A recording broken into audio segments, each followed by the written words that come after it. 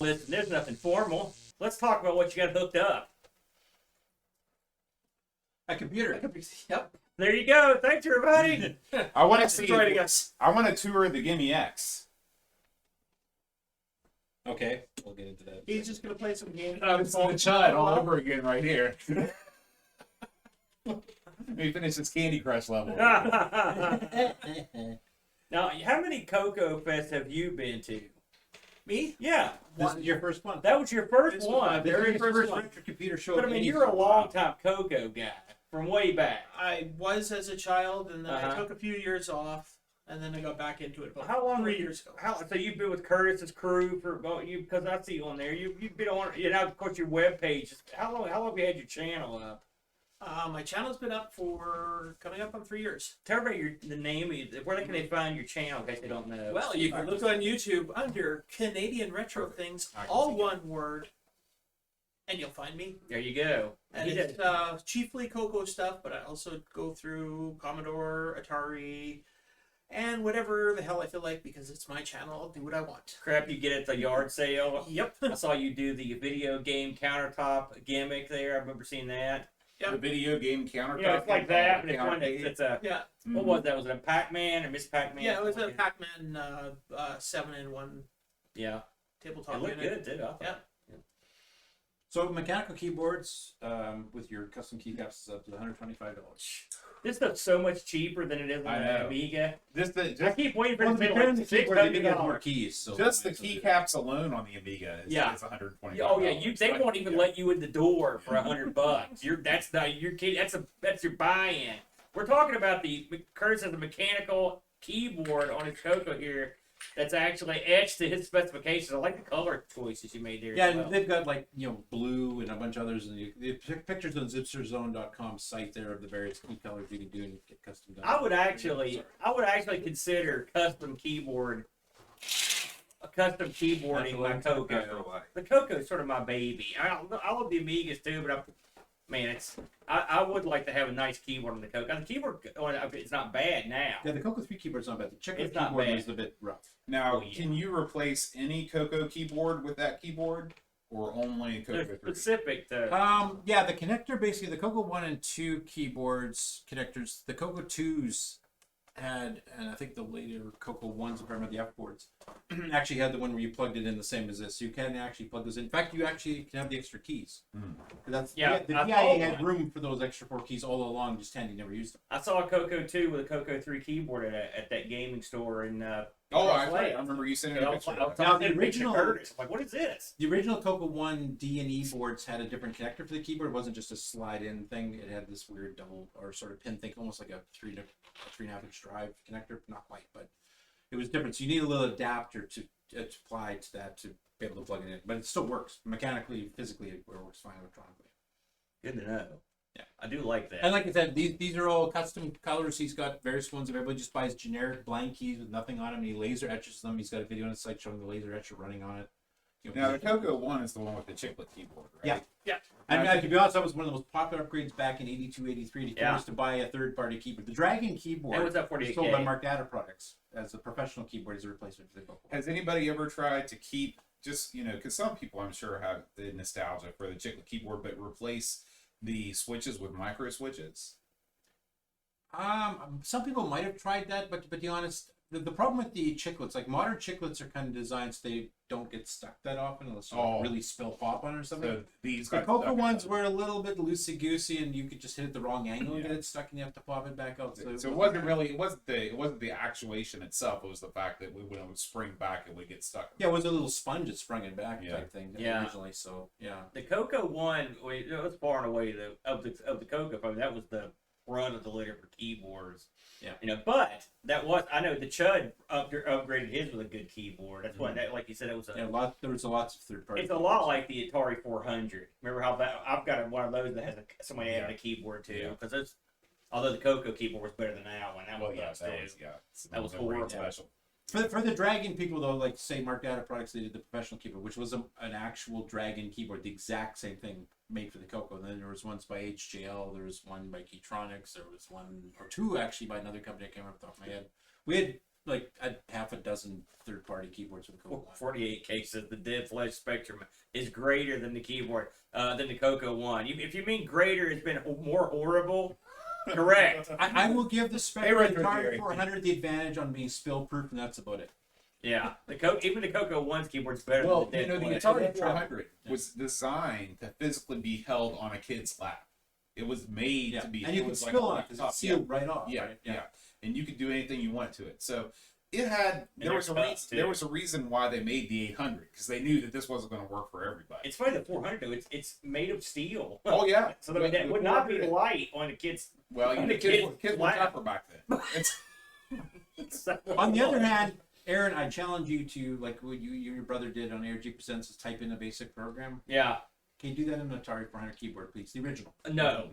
You could, but no, I'm not doing it. Well, you Or can. the Spectrum. You can as long as you don't value your sanity. Oh man, no. So- And I think about it because I had a CoCo 2 for the longest time, and the old melted keyboard was good. I could and the type them in quite nicely. I did lament not having lowercase. That was kind of a bummer. But Yeah, and then the last CoCo 2s, the CoCo 2B had a new video chip that actually did fix yeah, that problem. we didn't have that kind. Now, Curtis, when you're using your CoCo, when the rubber meets the road, you often keep the case off it, and you're just are you using it just like that without the housing? I usually have the case cover just sitting. I don't bother taking the screws and putting them Right. back in because I'm in there fairly often. I didn't know if you Because just left it open you have all to the flash time upgrades on the Gimme X as we go through this process of making it 100% compatible with CoCo 1, 2, and 3. In fact, more compatible than the CoCo 3 itself is, because it brings in some of the graphic. The Gimme X brings in some graphic modes that are missing, Oh, and they don't work properly. So maybe like WrestleManiac will work in its native form. Oh yeah, we Yeah. gotta play That's that one. the- Well, that's that's the one game we It's running demand. faster now, so Right. That's what we need. That's the one game we demand not be fixed for the Give Me So tell for the people who weren't here earlier, tell them what you've got cooking on here. Okay, this is a CoCo 3, and I've got a CoCo SDC, and then of course, which many of you are familiar with, the SD card solution. I've got the mechanical keyboard from Ed Snyder here with the custom keycaps. These ones actually add in stuff specifically for OS 9 Nitrous 9. The standard CoCo 3 keyboard will have like the character on the bottom of the key, and it'll have the shift version of that character in the upper left corner of the key, and that's where it stopped. This one actually adds in the control characters in the upper right corner, so you don't have to like memorize how to make a pipe symbol or a tilde or a backslash. They're actually all labeled on the keyboard itself, and you can actually do that. Even the keyboard mouse toggle is on there, so you can remember how to do that, for example. So Very fancy. and a beautiful mechanical keyboard that just feels really good. It does. It It does feel good. It's better than the CoCo 3 And the keyboard. price, yeah, which is not a bad keyboard, but I mean, it can't be mechanical keyboard. Yeah, And I've spoiled myself because I got one for my PC and I got one for my Mister like little wedge case. So now I really like those, and I love good hard clicky keyboard because I'm old school, man. I worked at IBM. We had all the best clicky. Well, so the one IBM keyboard is the most famous for being the absolute loudest, and that was one of the ones we had to work to, and that was my favorite. Yeah, yeah. I want them to, of course, for streaming, I get in trouble all the time because you can hear me going. Sounds like I'm crushing stuff, but Yeah. I can't not use it. Yeah, but the Brent was unavailable. We're gonna try to catch up with him later, Super Tech Boy. 48K wants your Gimme X. Sorry. Okay. It's too hard to get. Okay, the Gimme X is okay. First of all, for those of you not familiar, the CoCo 3 replaced a bunch of chips, the VDG, the SAM, etc., from the CoCo 1 and 2, with a brand new custom ASIC called the Gimme, which is Graphic Interrupt Memory Enhancement. This basically takes the combination of the SAM and the VDG, merges it all together so it handles dynamic RAM refresh and graphics modes and timer interrupt and stuff like that, and then adds a bunch of things. There's a bit of a mini interrupt controller in it. It has an MMU for accessing RAM above 512K, so it actually, above 64K, up to 512K originally. The Gimme X actually bumps it up to handle 2 meg natively. You don't need an extra DAT board like we did back in the day. So basically the whole thing just handles 2 meg right off the bat. There's an option for an 8 meg board. Right now the extra 6 meg is usually used for RAM drives or special graphic chunks like thing. It kind of breaks a bit of software because now all of a sudden you can't fit the block number into an 8-bit number, which a lot of stuff was set up for. Not that you can't, you can use it correctly yourself too. But for operating system and stuff, it would break so much software that we're probably not going to support it in Nitrous 9, for example, except as a RAM drive or some special thing that has a special driver. So basically the Gimme itself, and I don't know if this is open or not to show it, but basically it's a square chip over It's here. not open, sorry. I mean, I can open it if you want. No, that's okay. I mean, people can find that on the web. It's a pretty common thing. But basically, that chip added in all these features. It also added in palette registers, task registers. So task registers made you can instantly switch the memory map of a 64K between two completely different sets of what chunks out of your 512K or higher is coming from, which you can use for task switching, or you can just say have your sound driver with a whole bunch of sound samples in one, and then you can have some graphics in your actual graphics screen and your sprites and stuff in another. And instead of having to manually copy them all over one at a time, okay, I want to map this and this, you just change the task register and it swaps those sets of 8 instantly in one instruction, so you can much faster go through and do backgrounds. So Nick Marentes uses this a lot. So basically, the Gimme X, or the Gimme itself, does all of that. That was a huge jump from the CoCo 1 and 2. It had 64 colors instead of the 10 to 12, depending on the mode you're using, the CoCo 1 and 2 as a maximum, from a palette of 64 colors. The Gimme X expands that to 512 color palette, same as the Atari ST. It actually adds a bunch of graphics modes that include 56 colors at once in some of the graphics modes, some higher graphics modes that can actually take more RAM than the CPU can normally address on its own. It's actually got some demo programs with that. Some of the graphics modes I think I could take a quarter of a meg just for a single screen. So you can do like 640 by 400 by 256, for example, type thing. So it's got a ton of graphic enhancements. It's also got the ability to run turbo mode. Now, the standard Gimme was doing a bunch of things in between cycles. So it would do dynamic RAM refresh, because of course dynamic RAM, if you don't refresh, it starts forgetting and corrupting itself. And then it's also doing stuff like pulling data from RAM to put on the screen. And then of course it's letting the CPU access RAM through it, so through the MMU block registers, so you can actually go and grab RAM from the full 512K. The Gimme X adds in a bunch of stuff onto that as well. The DAT board that used to be a separate thing to give you these extra to get past 512K to 2 meg, that's built right into it now. You don't need a separate board whatsoever. If you have a RAM upgrade that is made of static RAM, which all the new ones do, Cloud9's Triad Plus, the original Boysen Tech, now I think Marco just said, I can't remember what company name he's using for his, the Boomerang E2 basically is what it is. And now Ed's own personal one, which he made a piano shape, just to be different than the other guys. They had a boomerang already, we had a triangle, so why not a piano? He makes the 2 and 8 meg versions of these. So the Gimme X can directly address that without any extra hardware with the satellite board we used to have. But the nice thing about using the static RAM is it means you don't have to dynamically refresh anything. So that entire chunk of the time that the computer was accessing the RAM just to refresh it is not needed. He gave it back to the CPU. So now you have an extra speed mode. If you have a static RAM upgrade, this won't work on the original old Dista ones from back in the 90s. But any of the newer ones that will work will allow it to run at 2.86 megahertz instead of 1.78. So it's a full megahertz plus speed increase across the board. And that's what I did, I think, on the International Computer Club. I think I demoed Rescued Fractals running. Yes, yeah. It was very impressive. Yeah. And there's a bunch of other things in there too. I mean, there's a whole manual of stuff that's been added to it, and it's not been officially released to the public. There's probably about 25, maybe 30 out there right now to developers, hardware developers, software developers. They're still doing updates to maybe fix bugs. They just fixed one in Contras recently. As I was mentioning before to you guys, like the CoCo 1 and 2 had a bunch of different semi-graphics modes. Nick likes using these types of things just to get extra colors on the screen. But basically, they did not work on the original Gimme. You had to do some tricks. You can kind of get the graphics part working, but then the text is lost. You can't mix the text characters like some of the games like Protectors 2 did back in the day. This actually restores all that functionality. So this now runs all the CoCo 1 and 2 semi-graphics games fully compatible with the CoCo 1 and 2. The CoCo 3 Gimme actually did not. So it's now more compatible with the CoCo 1 and 2 than even the CoCo 3 itself was. So those have all been added as well. Now, is there anything you can show us right now that demonstrates the power of the Gimme X? Well, I guess probably... You have practice on there? Or? Yeah, I should. Yes, I'd say the Gimme X. I'm answering the question for you. Okay, I have a feeling it's going to be available way before the ZX Next, which is, I know for certain that's a 2-year away deal right now. Yeah. Just Is that do my it. card or your card? Hey, Rob. I don't think it's my card. No, that's fine. Yeah, I've never seen somebody still on my load a computer. game from the command line before. I'm a hardcore geek, man. Yeah. It's that's gooey awesome. stuff. It's The for women. GUI just gets in the way. Yeah. Yeah. Actually, the funny thing That is, is hard.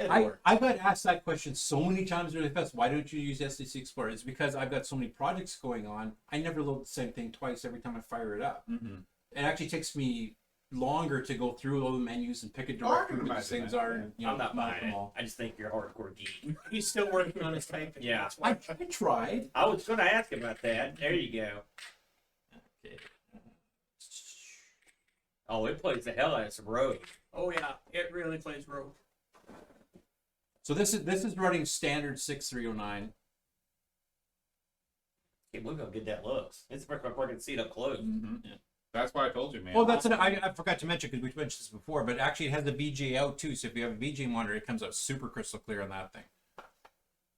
And it's got the little cable. You got the switch box here. It actually simulates the artifact colors and stuff. One other change too. You guys have hit this. If you have a game designed for composite and you're running an RGB or vice versa, the colors look like absolute crap. Mhm. Yeah. One thing Ed did is he's actually, the Gimme X, because that controls all video signals, actually changes the RF output for TV, the composite output, the VG output, the RGB analog output. It all shares the exact same palette. Everything is RGB now. Mm. So you have consistency. If you hooked all those monitors at Wow. once at the same time, they all look as Yeah, that's great. identical, as close in quality as they can. Shut up. You hear that? Yeah. That's the kind of quality. Yeah, brother. that's right. The funny thing is, the key click on this is so good. I just finished making a key click command option into Nitrous Sign itself. It would click through the speaker. Yeah. I He now makes- cut it off He because makes it's you right. shut it off manually because he's like, oh, everybody's got to hear it. Yeah. Well, the thing is, I put that in for people that don't have mechanical keyboards. But now Right, that I yeah. have one, I shut it off immediately because this Yeah. sounds way better Yeah. than that does. That's the old Atari noise you used to get when you put. Whoops. I do like the noise, I do like but I like it's the actual noise from the proper keyboard. Right. So this is the standard doing now, and you can see like control clear says key mouse, so I Yeah. can turn my keyboard mouse on. Even my mouse cursor. Nice. Okay, go to games. You know, with the specifications that this thing has, if they can sell these things in mass, this opens a lot of doors. Well, yeah. I mean, a lot of, because you're talking about some big, it's a huge leap, Right. you Right. know? Yeah.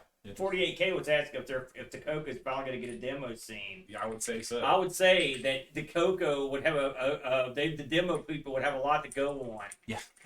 Because that's a quantum. That's a leap. strange thing that we had a very small like soft Do you need the master. joystick for this? Alan DeCook, yeah, actually, do you have your send? Oh, Actually, you I can don't throw that up care. at the same time. Yeah, I don't know if I you get can here, go but, to your good to your it's left. here. Inside that blue box. Oh, okay. That's what you were doing. Yeah, man. I just thought you were It's called piling. getting ready. I thought you were just piling crap up like we were having things to the Well, garbage. I do that also, especially when I'm getting ready to give you things. Hey, Tex. Speaking of which, that Apple CRT is still waiting for you. Oh God. These guys drove straight. They can't stop. They won't stop. That's right. Tonight we're gonna It's start. only been They we've can't only stop. been They up will for not. like I 30 days, discovered on the 39 tail end of hours. this journey that one cannot drive in a coma. So that, No. Do you guys have? Is there an absolute time you have to be back up in Canada? you have to be back by. I I don't have in my to be case. back. Please, let's move down. I'm making. You should I tell can't the remember story. arcade. He got questioned by the customs officials here about Yeah. him. What's going to make you come back to Canada? Because they asked him, "What do you do for a living?" Yeah. And I'm currently unemployed. Yeah. So the custom officer looked at me and said, "What's going to make you come back to Canada?" Now I wanted to be a smartass and say healthcare. That's what I would have said. But now is not the time to go But customs office. that was not the Yeah. So my mom is waiting for me in Saskatoon to pick her up and take her back That's to a Vancouver. good answer. That's a better But answer. the thing is, they're scared of Canadians coming down and taking jobs and just not returning back type thing, which I think you guys also have that issue with Mexico as well, right? And we have, Here. we have the same issue with Americans coming up. Yeah, I to was gonna say Canada, so- I've yet to meet a Canadian. Actually, you guys might be the first Canadians I've ever met in real. No, that's not true. I met a time when I was in Korea, but in America, you're There's the a lot first of- Canadian. There's a lot of hoses in Korea. What Yeah. are they doing there? Tons. That's where they all go when they're like 19 or 20 years old and they want to teach. They move to South Korea. Okay, so this is a 639 optimized version of Rescue and Practice, which I sped up probably about 40% from the original, Yeah. which is good. It actually runs at a pretty decent clip. It definitely plays a lot better than the It's a lot better than the other version. Mhm. Yeah. He activated the widescreen mod too. Look at that. It looked good. I mean, Yeah. of course, it's jumpy as all hell. Yeah. This game was, I mean, when this first came out, I was like blown away. I was like, holy smokes, this is light years from what we were used to. Yeah, I mean, it's like real 3D, real fractal Yeah, yeah. landscapes, etc. But anyway, that's 639 optimized, about 40% faster than the original 10. One by Lucasfilm. So we decided that was one of the ones. Like the things with the Gimme X, I can crank up 2.86 megahertz, but some of the games like Sierra games and those are frame locked to V6. So to change those, I have to rewrite a ton of the game, which I haven't got to in those cases. Of course, the speed increase in a lot of these wouldn't make that much of a difference either. Yeah, well, in the Gimme X going up to 2.86 megahertz combined with the 639, that makes it a bit. I'm talking on the Sierra The games. Sierra games, you're You they're can just walk able to real run across fast the in King's die. Quest. Yeah. Yeah. On King's Quest, Well, the you can thing is, just on run the them CoCo, fast. it does run a little bit slow. If you get a complicated background or large shapes in the background, it's like the guy goes walking like. Oh, okay. So it would help some. So it does help some, yeah. So that's one thing we'll be working on. So hang on, let's switch over to the. Okay, now we're going to show you the juiced version.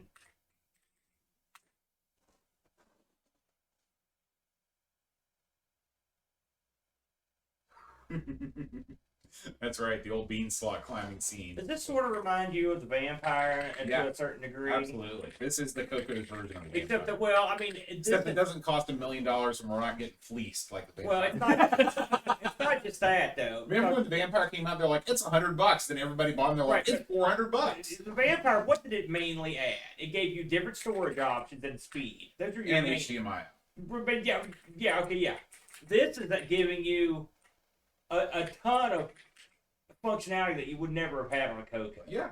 Yeah. In terms of, I mean, I don't mean just like it gives you that stuff, but I mean it's like the color Well, palette. it's sort of like, because there's a vampire for the 600, and I think that's sort of the same. Because doesn't that give you extra stuff? Well, like even the vampire still, for example, cannot give you AGA. Right. Okay. That's true. This That's is true. like This is like if the But the this is vampire actually did. there's more functionality additions to this Right. than you would get with the vampire. Right. I guess you guys are familiar with the vampire, the Yeah. Amiga vampire. Yeah.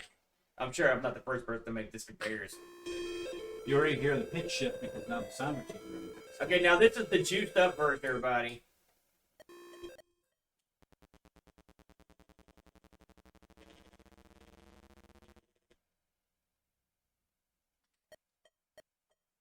Oh yeah. And now it's pretty well like real time at this Yeah. point.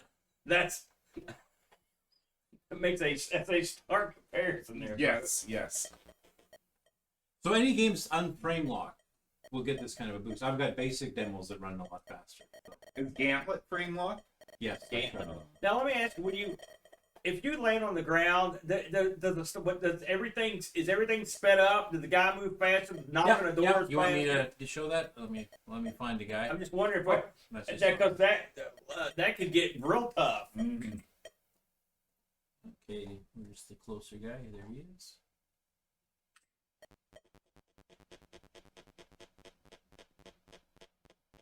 Oh yeah, because that took the dog's age before. And I was banging on the door. Yeah. And I just turned the system off. and You killed him. killed him. So I will go get. I'll actually rescue one properly here. Now this to get this running as you and you may I'm going to touch on it again. Did you have to? You didn't have. Did you have to do anything to the program itself? Is this all running on a hardware level? Yeah. Yeah, that's right. No, I mean the 609 optimizations I did do. That I know that. Yeah. Because I switched the instructions, Right. used the extra registers, etc. So there I just actually rescued one. So he's actually boarded. This is the CoCo brother. This is Yeah, I feel like you did more work on this how's it going, than, Ricky? than any of the transcode guys did on their thing. Because all they were doing is just copying No, and would you pasting stop code. bad mouthing people? The way you're doing it. Have you right. tried Robotron yet? He's such a The rat. transfer engine got released. Listen, now that you're here, We tried to get it to run, we couldn't get it to yeah, we work. couldn't get it to work. Look at that. Oh, really? This is what happens when you turn distracted drop flyer. Yeah, and of Don't course talk over the this car. is running dude. with everything else too. I mean, this is still running. I can do other This things. is the 6309 optimized version, Ricky. of with the Gimme Coco. X With Gimme on X. top of it. Yeah. With Gimme X on top of it. Look at that. Yeah, I That mean is, that's this isn't like, hey, like I can sort of tell a difference. right. It's That's night a and day. monster difference in that. I mean, if you really want a comparison, go grab the original candy version from the archive and try running it and see what it looks like. It's Oh, I have. It's one of the first things I tried when I got the machine the first time. And it ran just like I remember playing it back in the day. I had a CoCo. yeah, about It ran 4 or 5 like frames a second tops. Yeah. That thing, yeah. So that's How's it going, one that Ricky? actually works pretty good. Well, Ricky says he's got a box copy of the CoCo version of that. Well, it's handy to have the instruction manual because a lot of people don't even know the keys that are in there. They just fly around and shoot. This is one game you need the instruction manual. Yeah, precisely. So this is gonna the Gimme X it's going to mix well with your OS. Yeah, you know the speed up poke that we currently have in the CoCo 1, 2, and the CoCo 3? Yeah. There's an additional poke. You do two pokes on the CoCo 3, the Gimme X, and you can actually kick even basic up to running at 2.86 megahertz. Your basic games can run at full megahertz faster too. Well, that's huge because so many of those run so slow. Exactly. Yeah. And Basic 9 gets the same boost, like the bouncing bell demos and stuff like that. Also run a fair bit faster. Show a demo. Show a gimme enhanced demo. Write one real quick.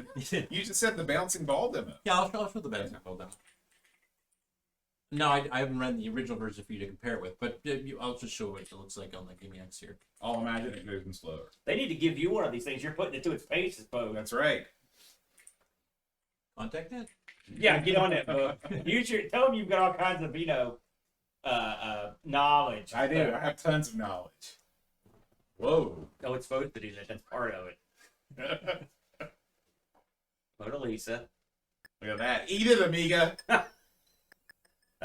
Bam. This is written 100% in Basic. Yeah.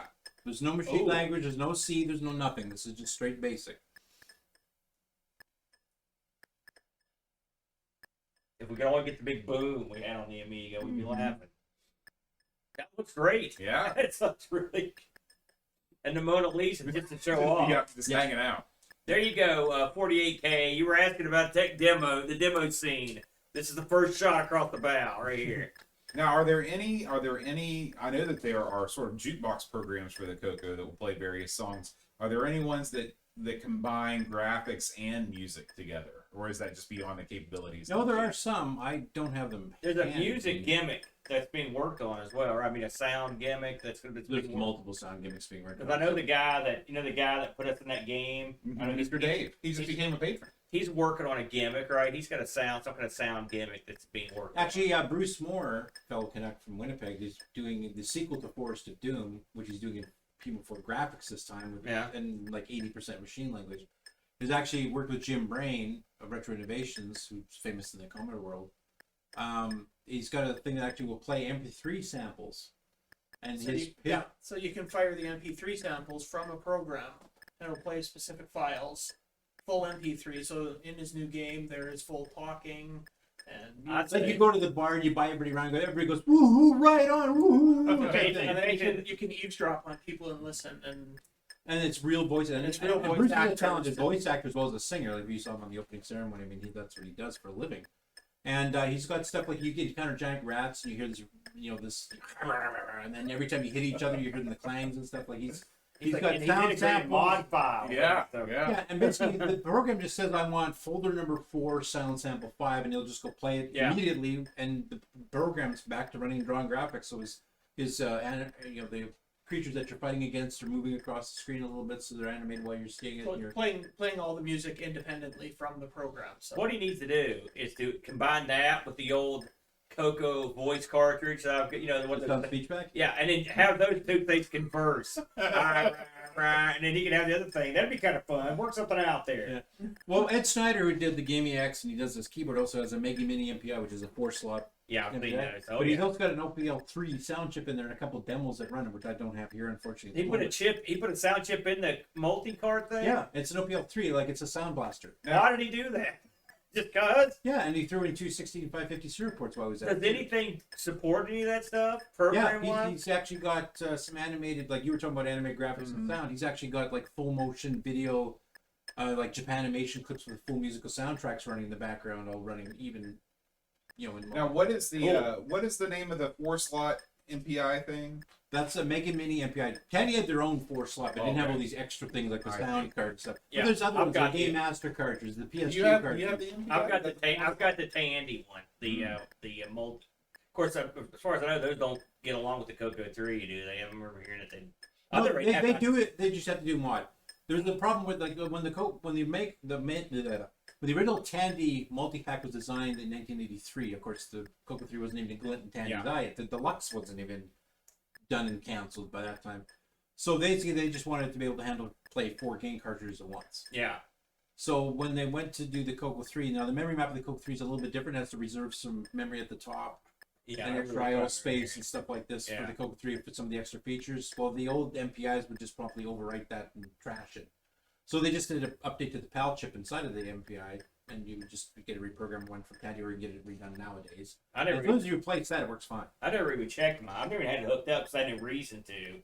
The only reason I had to hook it up is to use the sound card that I've got with it. And if you've heard the sound card, that's a little provocation to get me to hook it up. Also, it makes your tandy this wide because it stretches out to the side on the. It's big. Now, It's Curtis, big. has there ever been a piece of hardware released, in the current sort of resurgence of the CoCo, where you just been, man, I have no interest in that. You didn't buy it. Well, I mean, the fact that there's competing sound cards. Right. You Thank don't you, need dude. every sound card. Yeah, but I mean, maybe you do if you want to make a game that everybody who has any kind of a sound card can advantage. Because the Sound Speech Pack, the original one, you've got the PSG, which also includes extra joystick ports that support multi-buttons beyond 2. I think Sheldon McDonald's working on a 6th version that uses Genesis controllers on it, for example, that works on the CoCo. You can drive all 6 buttons. Hey, Brock. And 2 joysticks on Wow. the Game Master cartridge that John Linville designed, that some of the games that they're sold by him and some other people too. Sheldon McDonald used it for his Treasure Island Defense game, for example.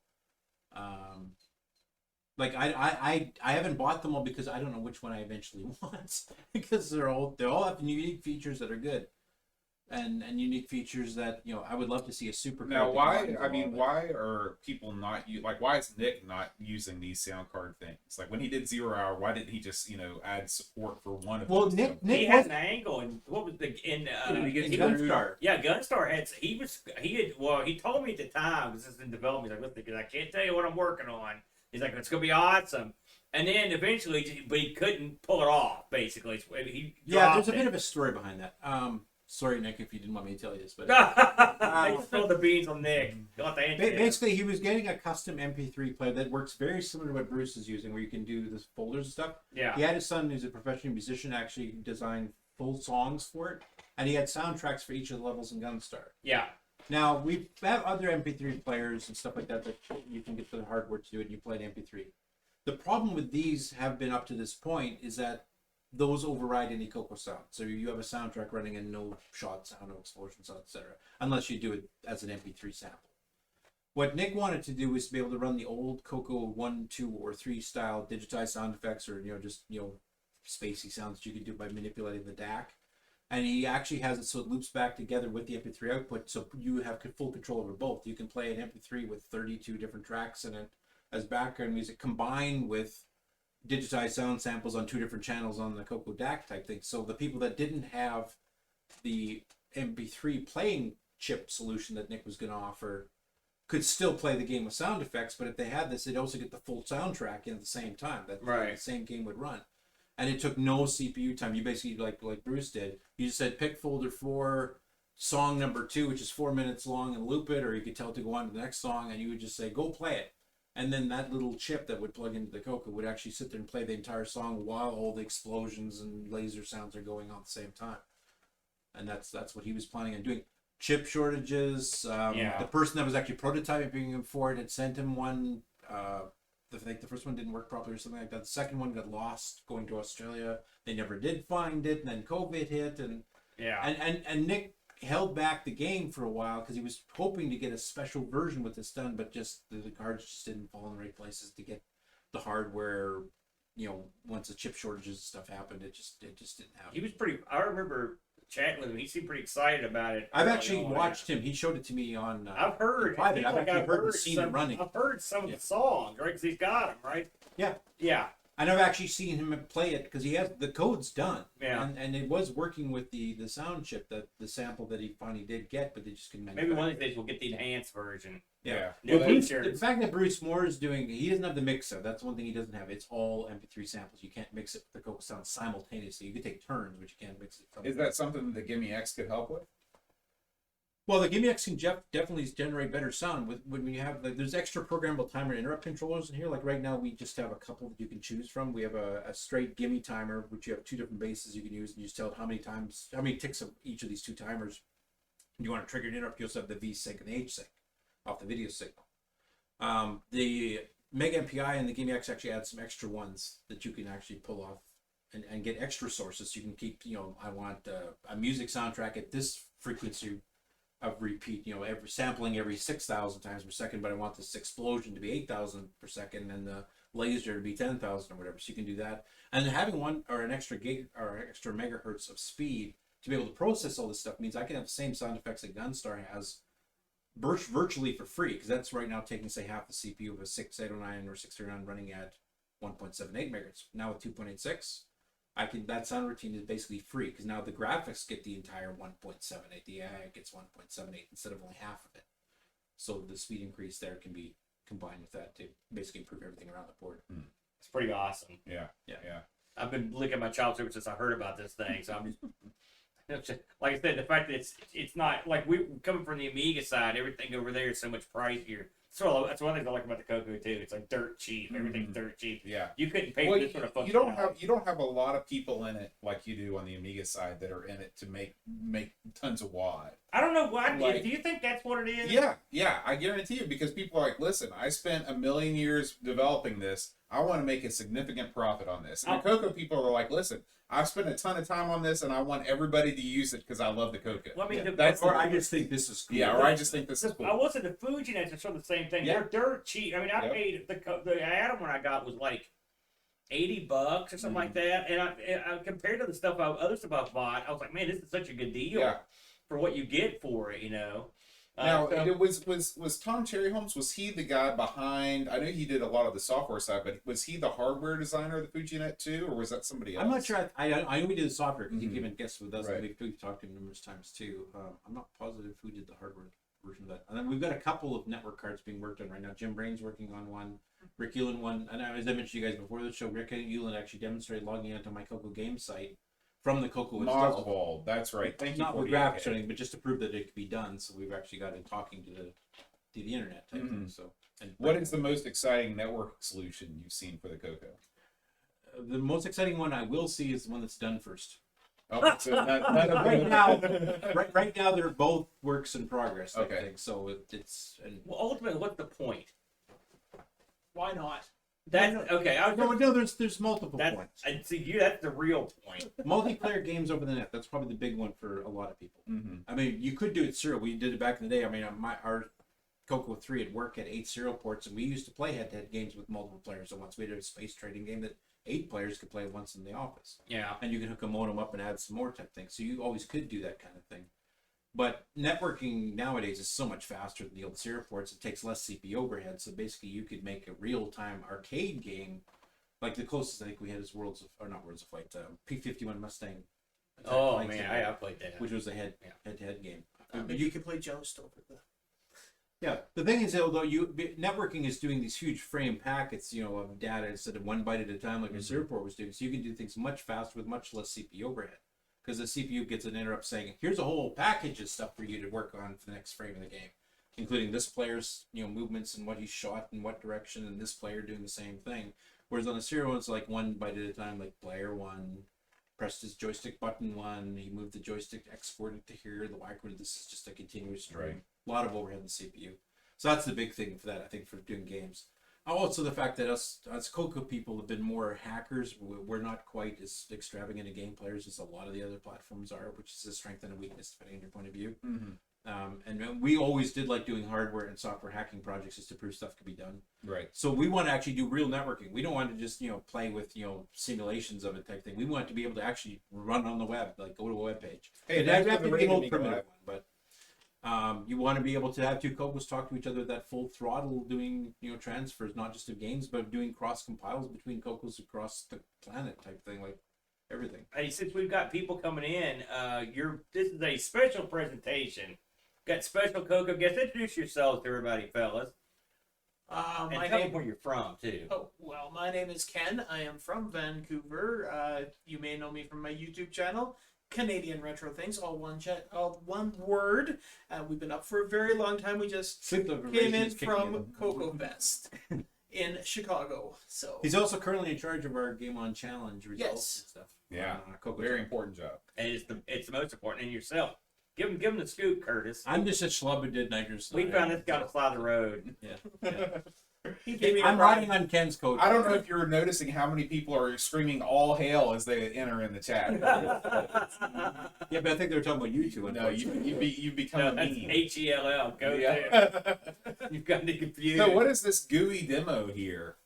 You just randomly picking stuff out on the Listen, screen. that's what I do. That's how I do everything. This is more of a developer demo. I'll show it to you. But basically, if you're doing Basic 9, you want to do some graphical elements that are a bit different than the ones that are built in. Yeah. This was a Basic 9 library demo that actually kind of went through it and did some specific things. Curtis is showing us a new hardware that's in production for the Coco that will exponentially increase its power and abilities. Yeah. So this is just doing some different, Windows elements and buttons and all that kind of Yeah, stuff. this is the OS that Curtis works on. Curtis Ricky. built this OS from the ground up, Well, Ricky. He certainly has.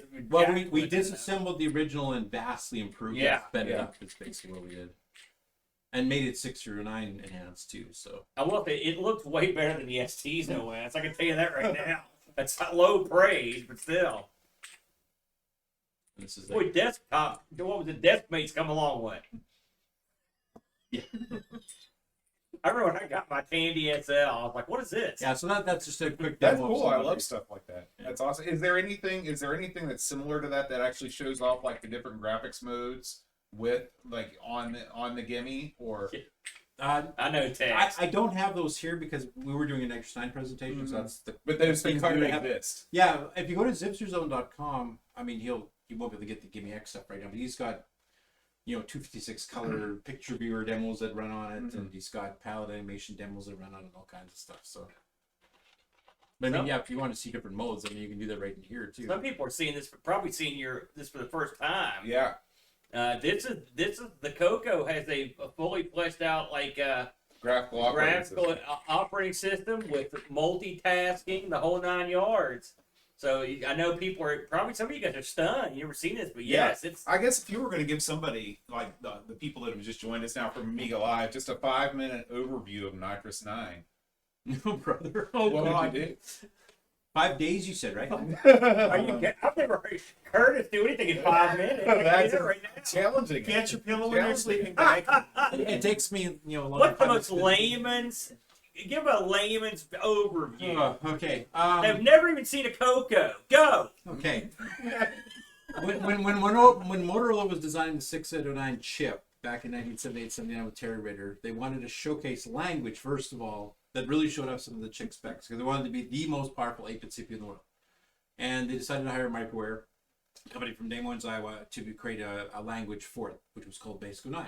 Now it's basic combined with Pascal, combined with some other advanced programming techniques. You get complex data types, repeat loops, and all kinds of stuff additions. Excellent language. Closest I've seen to it from that time period would be the BBC Micros. Oh, there you go. So, when they finished the Basic 9 project and the chip was basically designed and done, Microwave went, it'd be really cool if we had an operating system to go around this awesome language because it just sat by itself. So they designed OS 9. It's a preemptive, multitasking, multi-user operating system. And what year was this? 1980. Boom. What are you celebrating? That's right. Just ignore him. Suck it, RJ Michael. Keep going. Would you stop? So anyway, they created OS 9 level 1 for 64K. Actually, the original version ran on even 32K machines, and it was run for like a fairly obscure hobbyist kit 689 systems from that era. Tandy decided when they decided to bring out the 64K Coco in 1983 that they wanted to do something that would kind of show off at the 609 to do too. So they were looking at Flex, which is that you shot the ad in there, which is a single user, but it had subdirectories and a few other things that are fairly advanced for the time. And fairly powerful. It was a pretty decent operating system, or OS 9 level 1. And they went with OS 9 level 1 because they wanted the multitasking. You can actually plug in a terminal into a CoCo 1 and actually log into the OS 9 system and see a screen like this on an 80-column terminal on a CoCo 1, and run a word processor or a spreadsheet or a Star Trek game or an adventure game, whatever you wanted. And meanwhile, the CoCo, which is actually really running those programs, you had your own screen and you had your own keyboard. You could do your own stuff. You could be playing Biosphere or something like that. So it was actually really showing you the complexity and the capability of Now, when you talk about preemptive multitasking, yes, are you talking about actually I see you looking at me like I don't know what I'm I can't wait to see where this goes. So whenever you see Amiga people talk about that, they show they all of them do the same thing. It's like a bird building its nest. This is programmed into their DNA. They'll load the bowling ball demo, and then they'll pull the window down to show the workbench behind it. Can you do something similar to that with OS 9? I guess I could try to show that one demo I was doing at the tail end. That's what Well, I mean, he just dropped in the shell, right? I mean, there's stuff going on all the time. You can open multiple windows. Yeah, on he the can same open- screen. Yeah, that's what I want to see. Look, he's done it right now. There. Yeah. It's Yeah, so you can have multiple windows open in their own sections. You can open them on top of each other. You can open them side by side. You can. Yeah. Like in this case here, I went into G shell and I actually put an overlay window with a shell to run the mfree command to show how much memory. Like right now, all this stuff running, all these different windows here, different programs running is barely like I have a 2 meg machine here, and I've still got that much room left. And that's including the graphics screen, which right now I think is taking 16K. And the efficiency is quite remarkable. Now this is Nitros 9. And Yeah, that's we're the sequel. talking. And so what? Now, before I get to Nitrous, I have to Okay. talk about OS Level 2. Okay. You asked for it. Yeah, 5 minutes to the hell with that. Basically, Level 2 OS 9, which was also created by Microware, was designed if you had an MMU, Memory Management Unit, which I think some of the Macs and stuff actually ended up using as well. And it's a way of basically like an 8-bit CPU like a 6809, you only have access to 64K RAM at once because you only have that many address slots, 16 address slots.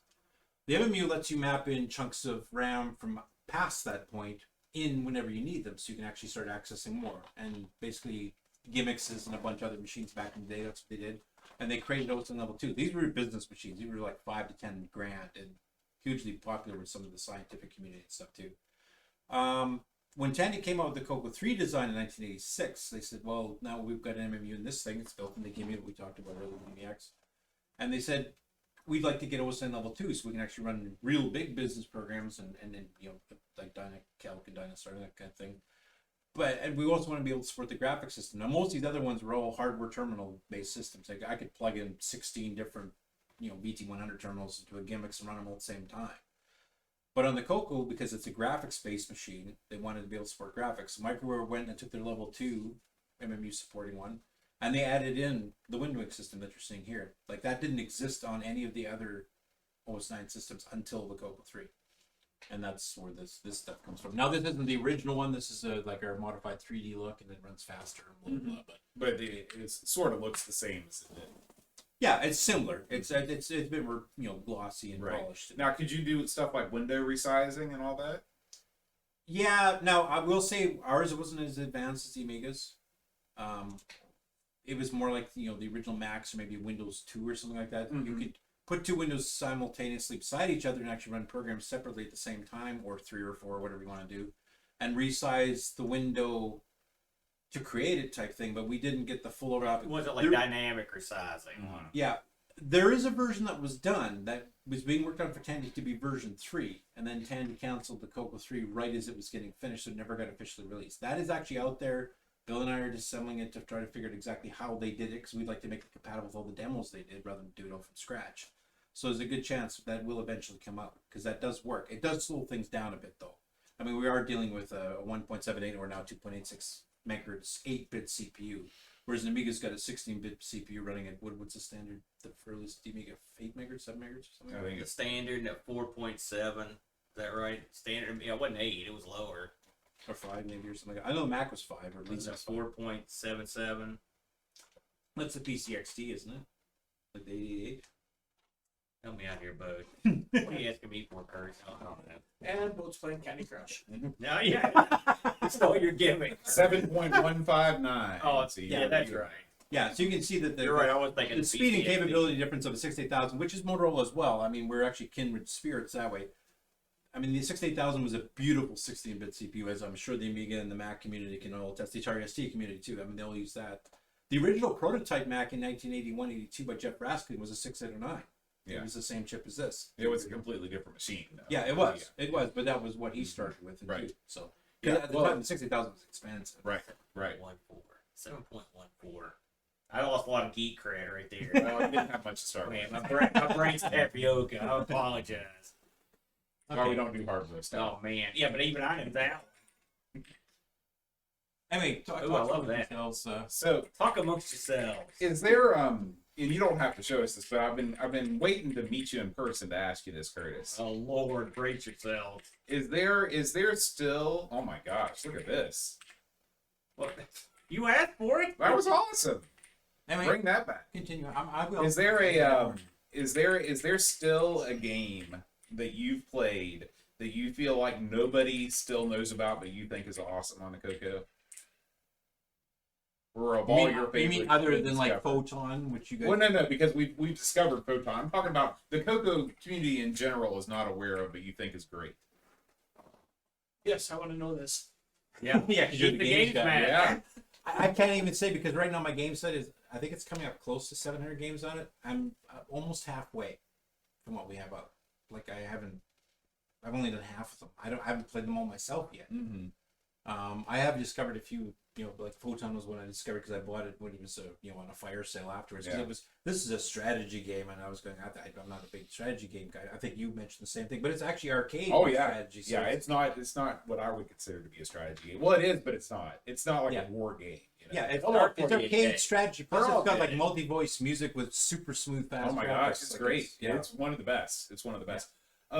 Why? Malcolm Morris one actually, I did play back. I knew in the you were day. gonna bring that I up. didn't like it back then. I thought it was dumb. And then when What? I finally got used to how the game was supposed to be played, If you just boot it up and tool around, you're going to be like, "This is crap." But Exactly. that's a game that's it's subtle. You have to get in there and understand what's going on. What about you, Ken? Is there a game that springs to your mind? Oh.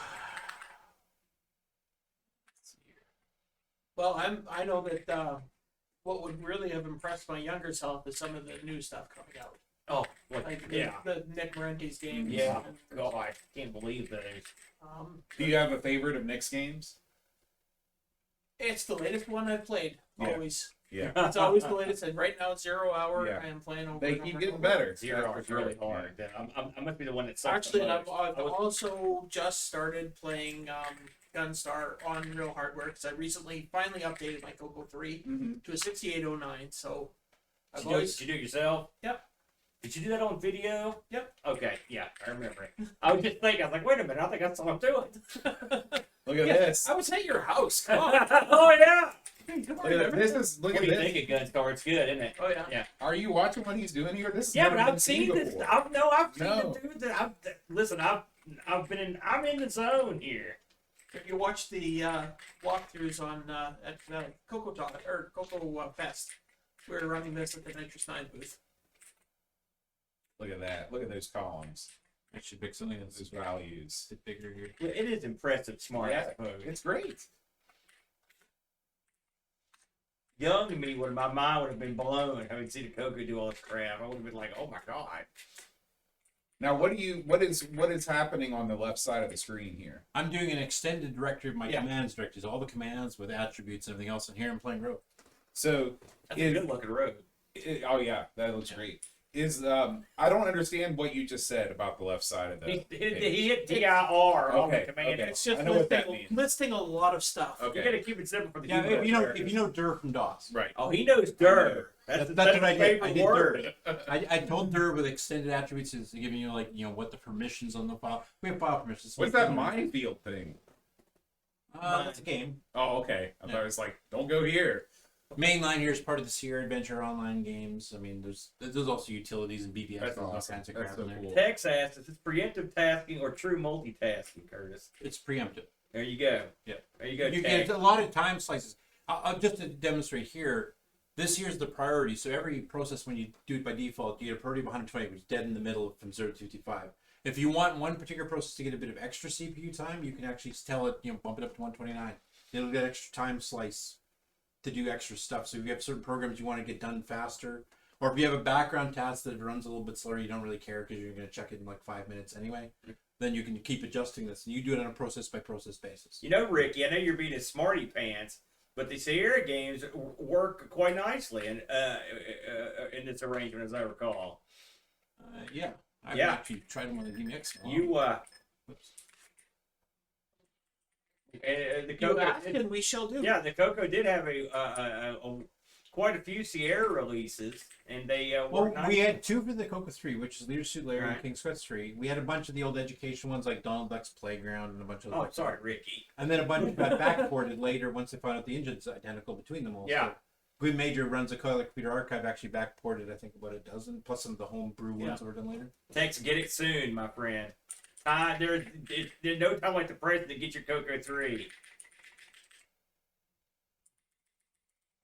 I'm so happy I picked up that extra one at the crap shop. So I'm gonna Everybody back knows up. King's Quest. Which one? But that's the last thing I bought at that place. Which game do you guys want to see? Oh, Let's see Leader Shoot Larry.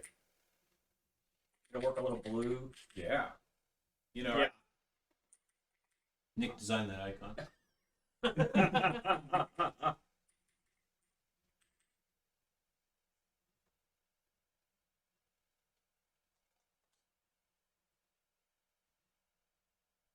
Have you played extensively played any Sierra games? But I know you were a fan of King's I've Quest, right? completed this game. Oh, have you?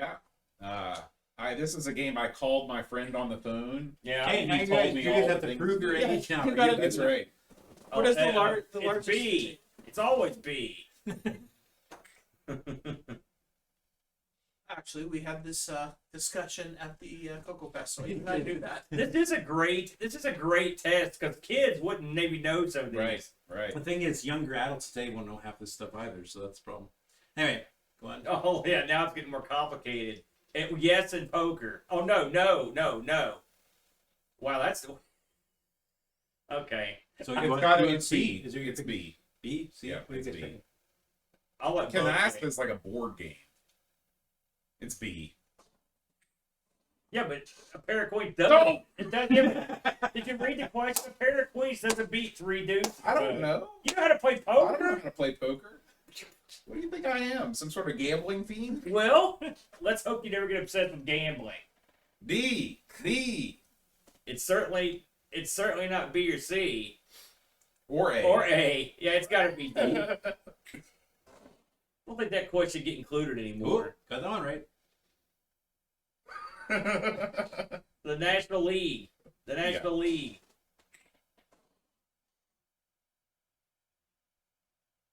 I remember this from. I'm going to say C.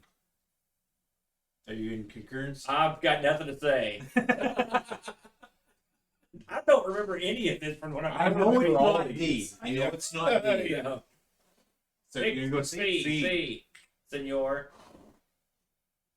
Okay, All right. can we get into the game? Because you get this one wrong, we're gonna get kicked right back out.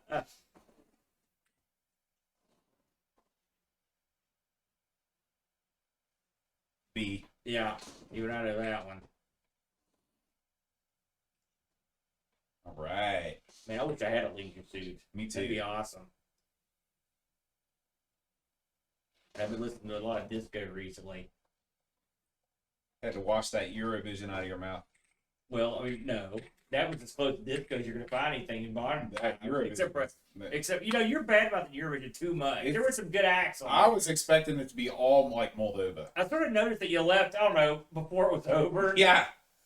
Also, I've been there for like 8 hours. That looks great. Yeah. This looks just as good as the PC version. Yeah, and you can adjust the speed a bit. Like on the Game X here, you can actually get it running faster. It's running at average speed. It's not running super fast. It's not running super slow as far as the graphics animations. But that's not what we're running. I mean, we're still running Rogue. You want to switch over back to Rogue? That's here? amazing. Are we happy now, Bo? Listen, you don't have to tell me Put it the over. Coco's awesome. Put it over. The Coco is the greatest computer that's ever been invented. There you go. Wow. And these don't pause between screens. They're That's actually right. simultaneously running, as I showed over here when I had the directory running while. Eat it, Miner. Well, that's true, 48K. He said that's a low bar.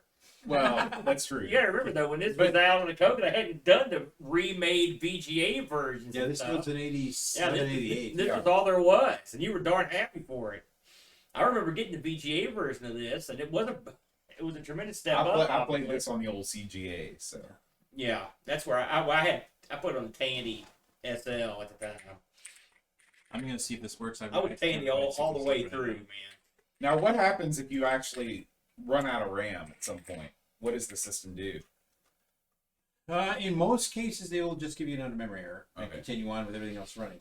There are a few places I've noticed it's usually when you've allocated graphic buffers and then you manually abort a program, like kill it off, so that the program can't clean up after itself. You can eventually overflow the graphics tables and stuff like that, and that actually sometimes does crash. I'm actually going to try to figure out a way to fix that because it shouldn't be doing that. 40K, I suggest that if the one I have was a Tandy TL/2. Does that sound right? Does that sound right to y'all? Was there a /2 on the TL? There was, wasn't there? Anyway, that was a good one. It had the 16 color graphics and it had the Tandy sound, which was great. Yeah, that's it. Tandy TL2. That's it. That's the one. You ever use a Tandy PC? Not really. Yeah. I liked it. Like I said, we got it was all it's because they were cloning the PC Junior. The Tandy was, and then the But PC they did Junior, it better, right? The PC Junior sucked. Yeah. And the Tandy was like Remember you loaded all that on the bike? so much better. Yeah. Oh, right. Yeah, my card. Did I put it in here? I don't know if I did then. No, it's still out in the car. Shoot. Now, don't worry. Whatever what you were doing, it's not that big a deal. What were you trying to do there? He was gonna open up another game Well, no, no, demo. or a demo game. Yeah. I had a thing that was drawing lines and stuff while playing Rogue, and I was showing how to set process priorities. Like if you want more time spent drawing the lines, that runs smoother, or if you went Rogue, which Rogue is basically reading the Now with keyboard. Leisure Suit Larry, it's still running, right? So what's our memory like? Can you pull up the memory screen that shows? We're using about 600K. Wow. That is remarkable. Yeah. And if you want to see the list of everything running at this point, in this case, Basic 9's not defined means I don't have a program loaded yet, but just Basic 9 by itself is running. But here's Rogue. I got Rogue 2 because I've been doing some experimenting. I want to add support for extra fonts and stuff. The G shell, which is a graphical shell that was running. Now you've drawn two windows here here on the. This one here. There we go. So could you scrunch the one on the left down halfway and open a third window? Not currently, though. If I started that way, yes, I could. You can have as many windows as you can fit on the screen at once. So like if you wanted to run like again, this the classic Amiga had the clock up there in the corner, like you could do that. Yeah. Is there a clock app on Yes. the? Okay. It has a couple bugs because unfortunately we don't have the source code for that one, and it was written in C, which makes it a bit of a bugger to assemble. It's not Y2K compliant, so it thinks that 2022 is like what does it say /1.5 or something stupid like that. Semicolon 4. Yeah, semicolon 4. So it wraps. Now we're just gonna rewrite it because I don't feel like disassembling a C program. I mean, anybody's ever disassembled C programs? It's put this on the stack and put this on the stack, and you get a stack that's like 86 levels deep from nested calls, and you're trying to figure what the hell anything's doing. It's a pain in the ass. I don't think Tandy laptops did not have Tandy sound. I don't think. In fact, I'm trying to think Tandy laptops. I mean, I've seen the later ones. I don't think I've ever seen a Tandy PC laptop. Did they make one? Yeah, 1400 wasn't it a DOS machine? I think yes, 14. Like the original, like the Model 100. What model do you guys have? I'd be interested to know because we've seen the portable computer. Yeah, 1400. Yeah, the there you go. 1400. I've never seen one. 48K RAM is the 1400. I'm trying to remember. Was that a DOS machine or was that? Hey, I think that it was. you were talking about bringing something to Boat Fest. That's what I'd like to see. Bring one of those down. I've never seen one of those before. I don't know if Tandy made a laptop. If I'm honest. The Model 100. I'm thinking laptop is he talking about like a laptop? So with the 600 had the flip. The 1400 I think was a DOS. The flip. 200 was the flip too. That's It was right. the 100 with the flip up screen. I've never seen either one of them. And I think twice the res of the. Yeah, it was much bigger. So it had like 3 times as many lines. Actually, we were talking about the guy that actually has a 100. He still uses it today. And he said you put like 4 AA batteries and it'll last a full month. Wow. Which no machine today can do. The 1400 though, was it was it monochrome? It was, or certainly. Yeah, it was monochrome. Yeah. Yeah, so the original Tandy 100 was 40 by 8 characters on the screen. I meant to put it on the ARG list. Yeah, man. How we missed that? What was the Tandy you or is it MCTN with the MC10 or whatever. MC10? Yeah. That thing did gangbusters too. That was weird how popular that episode was. I can figure that out. MC10. Well, by the MC10, I think we've talked about this on our show before, but Brendan Donnie did the CoCo VGA, which is a VGA output and extended graphics modes with CoCo 1 and 2. Did you take a picture of his? No, I didn't. Shoot. Because the MC10, it's a little tiny thing. It's built to be a competitor for the original Sinclair's ZX81 or ZX81. and he's actually got the CoCo VGA, which technically won't fit in an MC10. So he's got this little orange racing stripe riser you stick in the middle. So you have the bottom circuit board. You plug in the CoCo VGA with this riser thing, and then you plug the top of the case on it, and now you've got a CoCo VGA in there. You can do 64 by 32 column. And now two your upper lower MC10 is case. also about that thick. Right. But he had it running at the show. And That's he actually cool. had pictures I of mean, it. again, it's just another example of like, wouldn't it be cool if you could do this and somebody did it? Yeah, and he's Man. actually sold a few of them now too. But he's having the same problem. He can't manufacture enough CoCo VJs. He's so backordered on those, both the MC10 and the CoCo, because they can't get certain parts. Yeah. I think he's got. I think the last time I talked to him, almost 20 back orders he can't finish at this point. And every time you start asking, when are these ships gonna be built, they keep extending the deadline. Oh, in Yeah. a month. Oh, 2 months. Well, Oh, that's 4 what months. they were talking about. They were joking about the ZX Next. That's the exact same problem they're having. Right. They've had to literally redesign it because the chip they can't get anytime in the near future. Take it easy, 48K, man. Good to see you in. See a 48K. Hey, why don't you grab your magazines and let's show a couple of those off real quick before we wind it up. Yeah, man. And grab those games too, Bo. Yeah. Well, you got Curtis doing some basic or some. You'd think someone had been awake this Trying to long find- would just wilt. Well, we were having extensive discussions of Nature's 09 over the last 36 36 hours. hours. And he's still awake. Yeah. Look, these fellas brought us some goodies from Coco Fest. There's the old blister pack copy of Silky. Remember this one, Bo? Remember Yeah, this man. game? It's pretty cool. It is. I It thought is. Very it good was game. real neat. Then they got us some magazines. Brent may not get either one of these, but he brought one from Brent. Got a couple of these rainbows here, man. Look at that. Heat up your cup. Whoa. Yeah, that's what I'm saying. There's lots of Now cool look at stuff that disc controller. I don't think I've ever seen It's that. a high disc Which one? controller. J&M's. I had one of those. I sold a wacky controller that I picked up at a lot, but this was much slicker looking.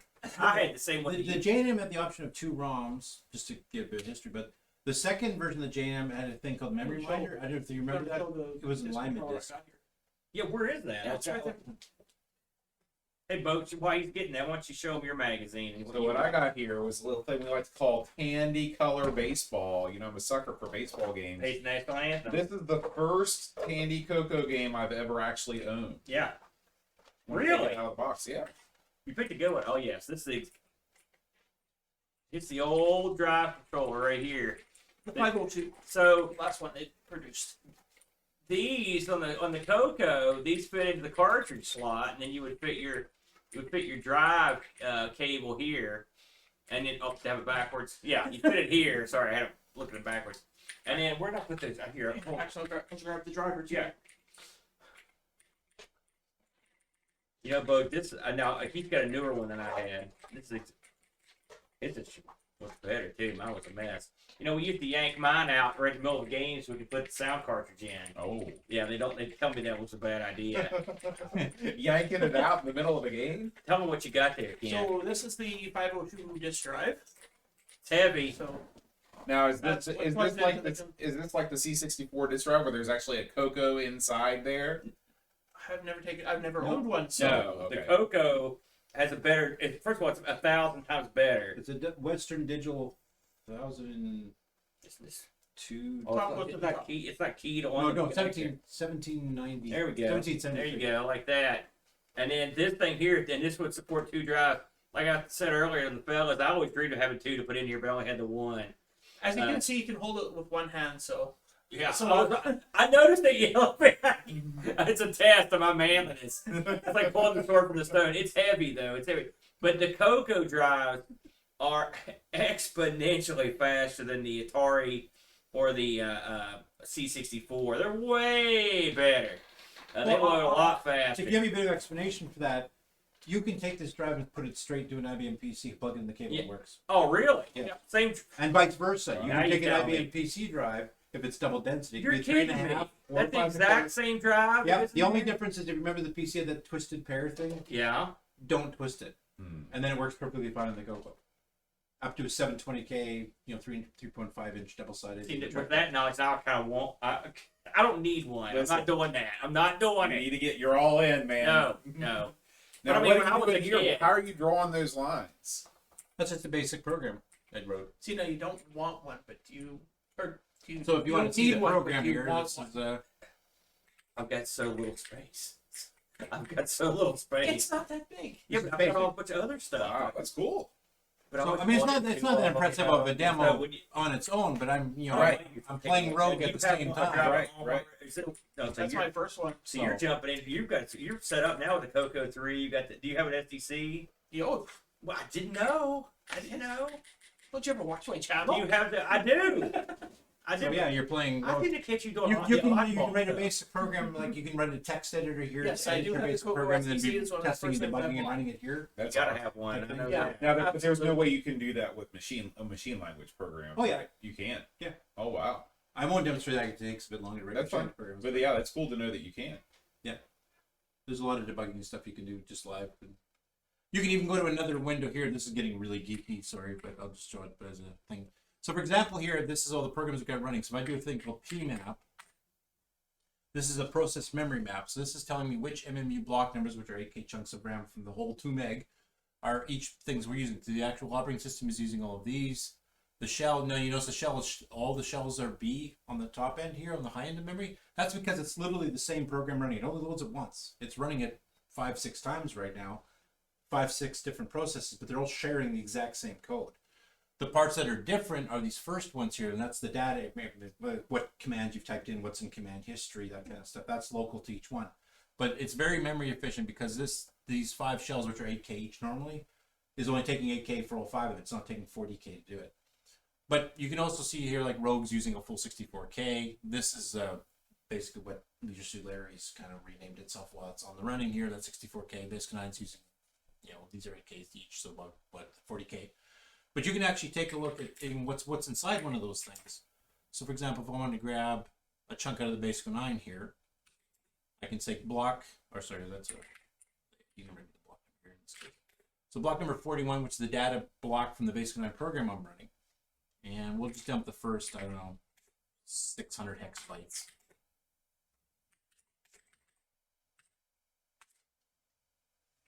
And this is live. The Basic 9 internal variable tables. This is some of the splash screen that was left over. You can see where it was processing each command line as it loaded it in off disk. There's some other internal tables here, some of the different error messages and stuff. And then you can actually get into the source. Like here's the horse line test. That's actually the name of the program I'm running. So I'm actually looking live while it's running. I'm actually looking at the data it's That's using incredible. itself. So That's really that's cool. debugging that you Yeah. can do live on the thing. So That's crazy. Yeah. I think I heard. Is he? I mean, is that he? Yeah. Well, you want to take this thing to the house?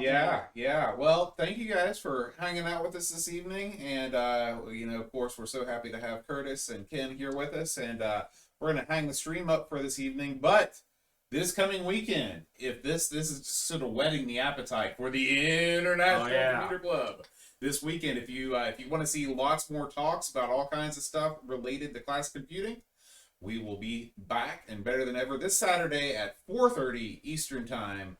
Be there, be square. We'll see you next time, guys. Everybody, adios. Adios.